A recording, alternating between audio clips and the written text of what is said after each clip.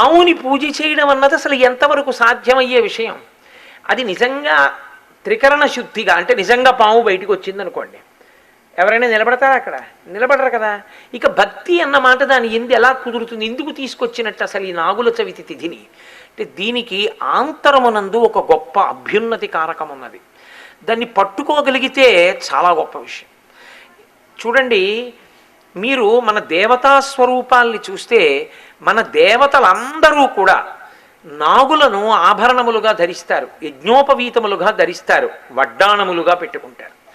మీరు వినాయకుడిని చూడండి, వడ్డాణంగా పావుని పెట్టుకుంటాడు. అలాగే యజ్ఞోపవీతంగా, నాగయజ్ఞోపవీతం కింద పావుని యజ్ఞోపవీతంగా వేసుకుంటాడు.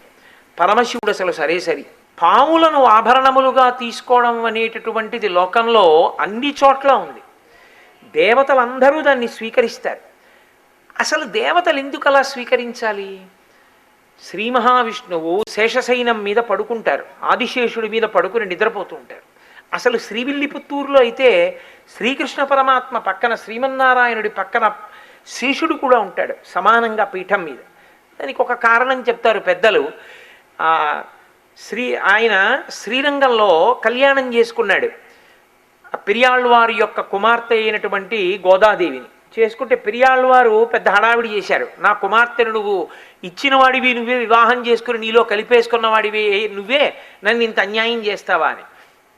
పోనీలేవయా, నువ్వు చూసుకోవడానికి వీలుగా నీ ఊరే వచ్చి పెళ్లి చేసుకుని మీ ఊళ్ళోనే గుళ్ళో ఉంటానన్నాడు. ఆయన ఇలా ఈ మాట చెప్పగానే శేషుడు ఆయన్ని తీసుకొచ్చాడు. ఆయన రాలేనివాడని కాదు, కానీ ఆయన ఆర్తిని గమనించి శేషుడు వెంటనే ఆయన్ని, గోదాదేవిని శ్రీవిల్లిపుత్తూరు తీసుకొచ్చారు. శ్రీవిల్లిపుత్తూరులో కళ్యాణం అయింది. అందుకే శ్రీవిల్లిపుత్తూరు వెళ్ళిన వాళ్ళు గమనిస్తారు, గోదాదేవి, భగవానుడు, పక్కన శేషుడు కూడా ఉంటాడు. కాబట్టి శేషుడు పాము రూపంలో భగవంతుణ్ణి సేవిస్తూ ఉంటాడు. ఇంతమంది దేవతలు కూడా పాముని ఆభరణంగా స్వీకరించారు. కానీ గమ్మత్తు ఏమిటంటే, పాముకి వ్యతిరేకమైనవి, పాముకి బద్ధశత్రువులైన వాటిని కూడా వాళ్ళు వాహనములుగా, ఆభరణములుగా స్వీకరించారు. మీరు చూడండి, పాముకి ప్రధానమైనవి ఆగర్భశత్రువులైనవి రెండు.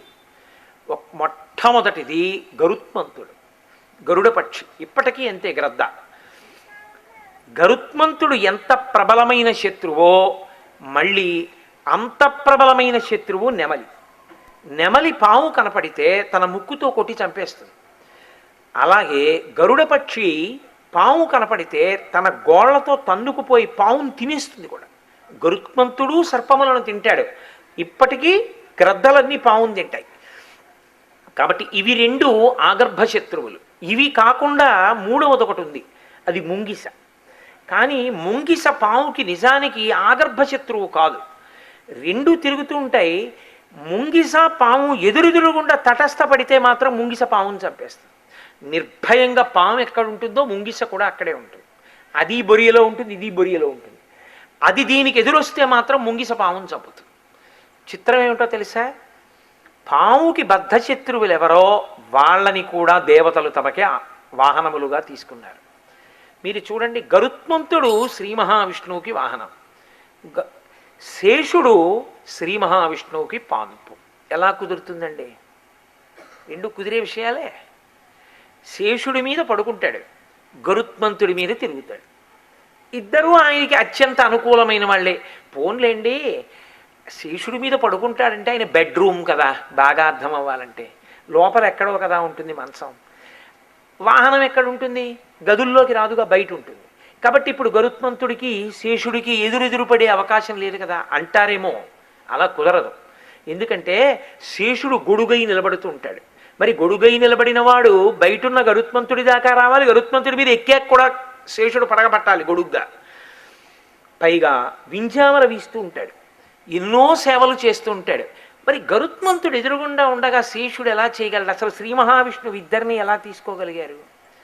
సుబ్రహ్మణ్యుణ్ణి నాగస్వరూపంగా పూజ చేయడం ఎన్నో చోట్ల సంప్రదాయం ఉంది. జంటపాములు కనపడితే సుబ్రహ్మణ్య స్వరూపం అని నమస్కారం చేస్తారు. మరి అదే సుబ్రహ్మణ్యుడు నెమలి మీద ఎక్కి తిరుగుతూ ఉంటాడు. అమ్మవారికి నకులేశ్వరి అని ఒక పేరు. నకుల అంటే ముంగిస, నకులేశ్వరి అంటే ముంగిస స్వరూపమైనటువంటి తల్లి అని. ఆవిడేమో ముంగిస స్వరూపంలో ఉంది, సుబ్రహ్మణ్యుడేమో నెమలి మీద కూర్చున్నాడు, శ్రీ మహావిష్ణువేమో గరుత్మంతుడి మీద కూర్చున్నారు. వీళ్ళు ముగ్గురు పావుతో సంబంధం ఉన్నవాళ్ళు. ఎలా కుదురుతుందండి? అమ్మవారికి ఎక్కడుందండి పావుతో సంబంధం అంటారేమో. కుండలిని యోగం అమ్మవారికి సర్పస్వరూపంలోనే ఉంటుంది. మరి సర్పంతో ఆనుకూల్యత ఉంది, సర్పంతో ప్రతికూలత ఉంది. ఇవి ఎలా అనుసంధానం అంటే, మనకి సర్పము రెండు విషయాలకి సంకేతముగా చెప్పబడుతుంది. ఒక సర్పము పాడు చేసే సర్పం, ఒక సర్పం మనిషిని ఉద్ధరణలోకి తీసుకెళ్ళగలిగినటువంటి సర్పం. ఏ సర్పం పాడు చేస్తుంది అంటే, మనిషిలో ఉన్నటువంటి తేజస్సుని కేవలముగా ఇంద్రియ లౌల్యము కొరకు తనకన్నా భిన్నమైనటువంటి లింగస్వరూపమునందు కలిగినటువంటి అనురక్తి చేత తన తేజస్సుని చాలా ఎక్కువగా క్షయం చేసేసుకునేటటువంటి వాళ్ళు, పోగొట్టుకునే వాళ్ళు ఎవరుంటారో వాళ్ళు బ్రహ్మమునందు నిలబడలేరు, యోగమునందు నిలబడలేరు, తేజస్సుని పొందలేరు, ధారణలో ఉండలేరు, జ్ఞాపక శక్తి ఉండదు. అటువంటి వారెవరో వారి ఎందున్నటువంటి పాము తేజస్సుని క్షీణం చేసే పాము అంటారు. అది కుండలినిలో పడుకుని ఉంటుంది ఎప్పుడు, మూలాధార చక్రంలో, పైకి లేవలేదు అని గుర్తు ఆ పాము. ఆ సర్పం ఏదైతే ఉందో అది తేజస్సునంతటినీ కూడా అధోముఖంగా కిందకి వెళ్ళిపోయేటట్టు చేస్తుంది. దాని వలన భగవంతుణ్ణి చేరుకునేటటువంటి దిశగా వెళ్ళలేడు. రెండవ పాము ఉద్ధరణ కల్పించగలిగిన పాము. ఈ ఉద్ధరణ కల్పించగలిగిన పాము భగవంతుని యందు నిష్ఠతో, భగవంతుని యందు సేవ చెయ్యాలని బ్రహ్మచర్యమునందు పూనికతో నిలబడగలిగి ఉంటాడు, భగవద్భక్తితో నిలబడి ఉంటాడు. అలా నిలబడిన వాడు తేజస్సుని ఓజస్సుగా మార్చుకుంటాడు. అలా మార్చుకోగలిగినటువంటి వాడెవరున్నాడో వాడు మనిషిని ఉన్నత పదం వైపుకి నడిపించగలిగినటువంటి సర్పానుగ్రహమును పొందినవాడు అని గుర్తు.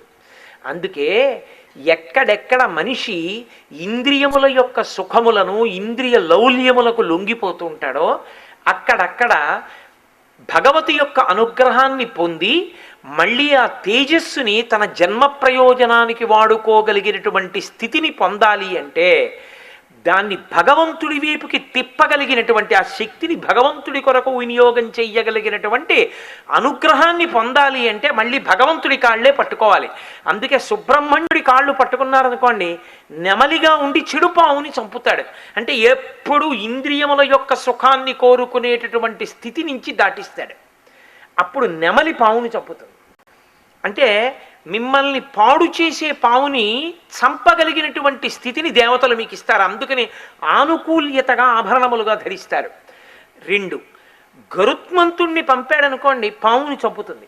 గరుత్మంతుణ్ణి పంపడం అంటే, అయ్యా నేను ఇంద్రియముల యొక్క సుఖానికి వశుడనైపోతున్నాను, నేను భగవంతుడు నాకు ఇచ్చిన శక్తిని భగవదారాధనకి ఉపయోగించలేకపోతున్నాను, నువ్వు నాకు ఎలాగైనా సరే నా శక్తిని ఈశ్వరారాధనకు ఉపయోగించగలిగినటువంటి స్థితిని నాకు కల్పించు, ఇంద్రియ లౌల్యము నుండి నేను బయటికి వచ్చేటట్టుగా, నాకు నా మనస్సు స్థిరీకరింపబడేటట్టుగా నన్ను అనుగ్రహించు అని ప్రార్థన చేస్తే ఆయన గరుత్మంతుణ్ణి పంపిస్తాడు. అందుకే గరుత్మంతుడు అమృతాపహరణం చేస్తాడు, అంటే అమృతాన్ని కూడా తీసుకొస్తాడు. అంటే పాడు చేసే పావుని చంపి పనికొచ్చేటటువంటి పావుని మిగలుస్తాడు. దాని వలన యోగశక్తి చేత అంటే పైకి వెళ్ళగలిగినటువంటి స్థితిని పొందుతాడు, యోగంలో ప్రవేశించగలుగుతాడు. అలాగే నకులి అమ్మవారు, నకులేశ్వరి అమ్మవారి పాదములు పట్టుకుని ఎవడు ప్రార్థన చేశాడో ఆవిడ పంచతన్మాత్ర శాయక. ఎప్పుడు చెవి వినకూడనివి విందామని, కన్ను చూడకూడనివి చూద్దామని, ముక్కు వాసన చూడకూడనివి వాసన చూద్దామని, నాలుక తినకూడనివి తిందామని, చర్మం ముట్టుకోకూడని వాటిని ముట్టుకుందామని కోరేటటువంటి కోరికలతో కూడినటువంటి మనసు, ఈ 5 ఇంద్రియములు మార్పు చెందుతాయి. ఇప్పటి వరకు చూడకూడనివన్నీ చూస్తానన్నాడు, వినకూడనివన్నీ వింటానన్నాడు, వాసన చూడకూడనివన్నీ వాసన చూస్తానన్నాడు. ఇప్పుడు ఆ మనసు మారుతుంది. మారడమే రెండో పాము. ఇది నకులి. ఇప్పుడు ఆవిడ ముంగిసగా వచ్చి మొదటి పాముని కొరికేస్తుంది. ఇప్పుడు రెండో పాము ఏం చేస్తుంది? ఇంతకుముందు ఉన్నాడు, ఇప్పుడు ఉన్నాడు. ఇంతకుముందు మనసుంది, ఇప్పుడు మనసుంది. ఇంతకుముందు 5 ఇంద్రియాలు ఉన్నాయి, ఇప్పుడు 5 ఇంద్రియాలు ఉన్నాయి. ఇప్పుడు అంటాడు, నేను భగవంతుని యొక్క స్వరూపాన్ని వెళ్ళి చూడకుండా ఉండలేను. అందుకని రోజు ఏదో కాసేపు ఇంట్లో సీతారామచంద్రమూర్తి యొక్క చిత్తరువు పెట్టుకుని కాసేపు అలా సీతమ్మ వంక చూస్తూ కూర్చుంటాడు, రామచంద్ర ప్రభువు వంక చూస్తూ కూర్చుంటాడు, దక్షిణామూర్తి స్వరూపం వంక చూస్తూ కూర్చుంటాడు, ఆ పరమేశ్వరుణ్ణి చూస్తూ కూర్చుంటాడంటే ఇప్పుడు కన్ను భగవంతుణ్ణి చూడ్డాన్ని ఇష్టపడుతోంది. కన్ను తనంత తానుగా కాదు, మనసు కోరింది కన్ను ఉపయోగపడింది. ఇంతకుముందు పనికి మాలినవన్నీ వాసన చూశాడు భోగలాలసుడై. ఇప్పుడు భగవంతుడి పాదముల మీద పెట్టి తీసిచ్చిన పువ్వు వాసన చూసి కన్నులకు అద్దుకోవాలని కోరిక పుట్టింది. తనొక జాజిమాల కొన్నాడు, పూర్వం దాని భోగమునకు వాడాడు. ఇప్పుడు ఆ జాజిపూల దండ తీసుకెళ్ళి పరదేవత యొక్క పాదముల మీద ఉంచాడు. ఉంచి తీసి కళ్ళకెద్దుకుని తన తల మీద పెట్టుకుని తన భార్యని పిలిచి, ఏమాయ్ పరదేవతా ప్రసాదం తలలో పెట్టుకో అన్నాడు. ఇంతకుముందు పువ్వులు కొని వాడినటువంటి ప్రయోజనాలకి ఇప్పుడు పువ్వులు కొని భగవతి అనుగ్రహంగా ఆమె పాదముల మీద పెట్టి ప్రసాదంగా వాసన చూడడానికి తేడా ఉందా లేదా? ఆ పాము ముంగిస చేత కరవబడింది, ఇప్పుడు మంచి పాము మీకు అనుభవంలోకి వస్తోంది. ఇది మార్పు. ఇదే ఇంతకుముందు ఏది కనపడితే అది తనకి తినాలనిపించినవన్నీ వండుకు తిన్నాడు, ఇప్పుడు తింటాడు. ఎలా తింటాడు? తన కొరకని తినడు. పూర్వం ఎవరైనా చక్కెర పొంగల్ తింటుంటే వస్తే మూత పెట్టి లోపల దాచేసేవాడు, వాళ్ళు చూస్తారేమో. ఇప్పుడు ఈశ్వర ప్రసాదం ఒకరికి పెట్టి తను తింటాడు. ఇప్పుడేమైంది? పూర్వం ఉన్న గుణములు తగ్గాయా లేదా? ఆ పాము ముంగిస చేత కరవబడింది, ఈ పాము వృద్ధిలోకి వచ్చింది. ఇది పాముల యొక్క మార్పు అంటారు దీన్ని శాస్త్రంలో. కుండలిని ఎందున్న పాము పైకి లేవడం, తేజోనష్టము చేసి ఇంద్రియ లౌల్యమును కల్పించగలిగినటువంటి పాము మరణించడం. ఇది యథార్థమునకు ఆధ్యాత్మిక వైభవము కొరకు పాముని పూజ చేయడం.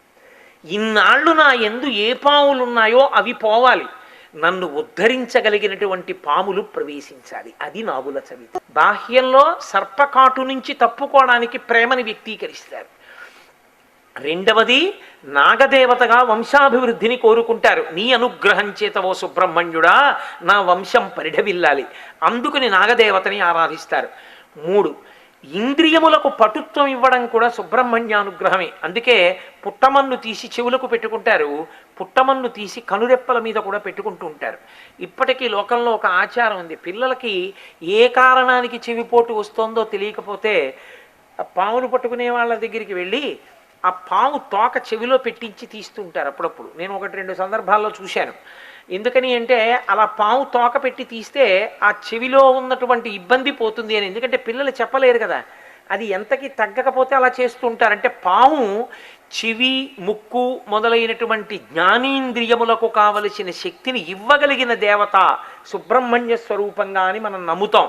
కాదు, అసలు భోజనం చెయ్యగలిగిన అధికారాన్ని కూడా ఆయనే ఇస్తాడని. నిత్యాన్నదాన నిరతాకిల రోగహారిన్ తస్మాత్ ప్రధాన పరిపూరిత భక్త కామ శృత్యాగమ ప్రణవవాచ్య నిజస్వరూప వల్లీ సనాథమ మదేహి కరావలంబం అంటున్నాం కదా సుబ్రహ్మణ్యాష్టకంలో.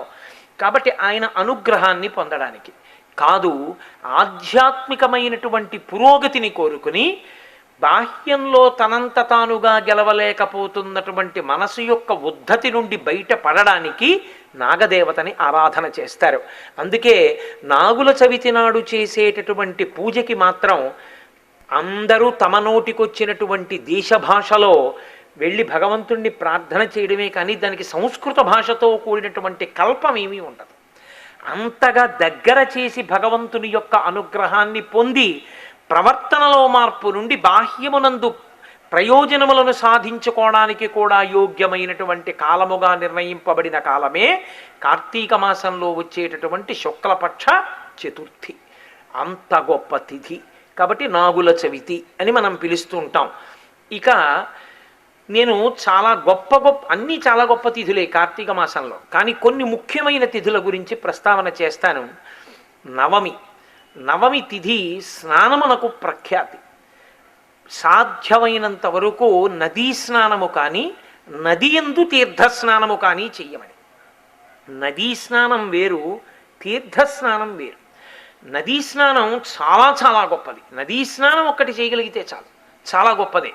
కానీ నది యందు తీర్థం ఉన్నదనుకోండి, ఆ తీర్థమునందు స్నానం చేస్తే విశేష ఫలితం. ఎందుకంటే పూర్వం అంగిరసులు అని వాళ్ళు మహర్షులు. వాళ్ళు ఏం చేశారంటే యజ్ఞం అంతా చేసేసి వాళ్ళు ఊర్ధ్వలోకాలకు వెళ్ళిపోతూ వాళ్ళ సంకల్ప బలం చేత వాళ్ళ దీక్షాశక్తిని, యజ్ఞమును పూర్తి చేసినటువంటి శక్తిని నదులలో కొన్ని కొన్ని తీర్థముల యందు నిక్షేపించి వెళ్ళిపోయారు వాళ్ళు. అందుకే తీర్థము అని పిలుస్తుంటాం. అందుకే మనం చేసే యాత్రకి కూడా తీర్థయాత్ర అని పేరు.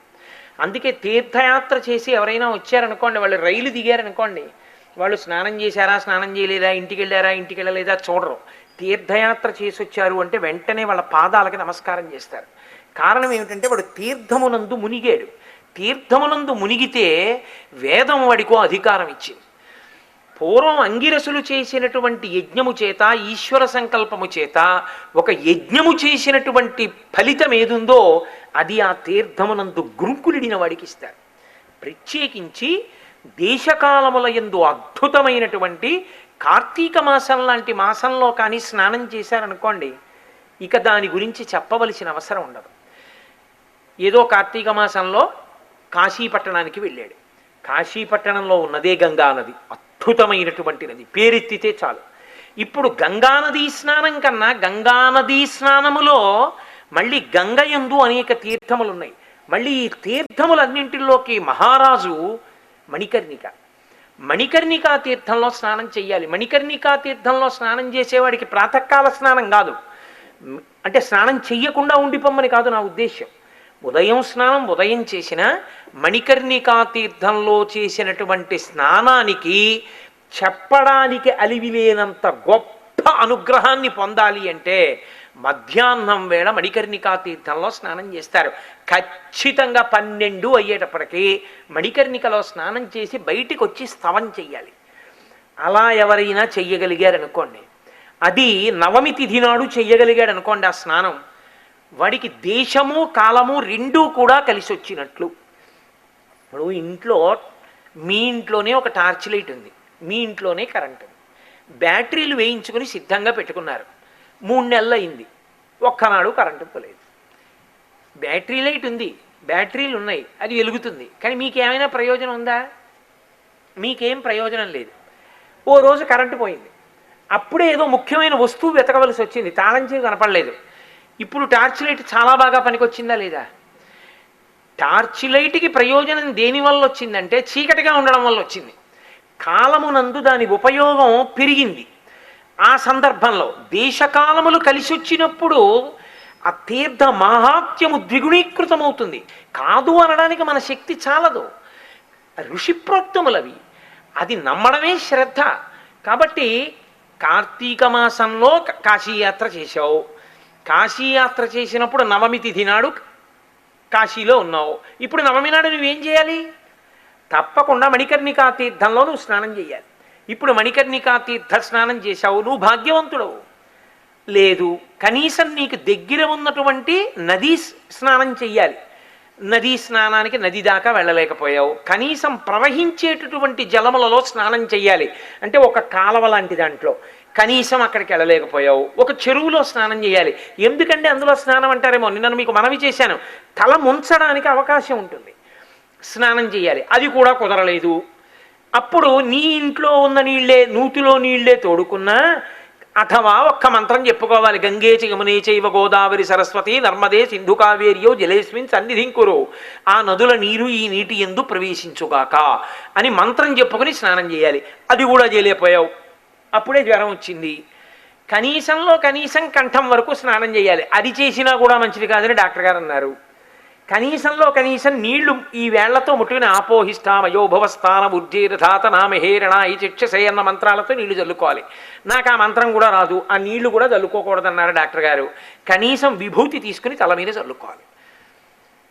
ఇలా కానీ కనీసం చెయ్యగలిగిన వాడెవరుంటాడో, స్నానము యొక్క వైశిష్ట్యమును ఎవడు తెలుసుకుని ఉన్నాడో, నవమి ఎప్పుడు వస్తుందా, ఎప్పుడు తెల్లవారుజామున స్నానం చేద్దామా అని తనకి అందుబాటులో ఉన్న వనరులలో ఏ గొప్ప వనరు వరకు తాను వెళ్ళగలడో, భగవంతుడి శక్తినిచ్చాడో అక్కడికి వెళ్ళి స్నానము చేసిన వాడెవరో వాడు ధన్యాత్ముడు.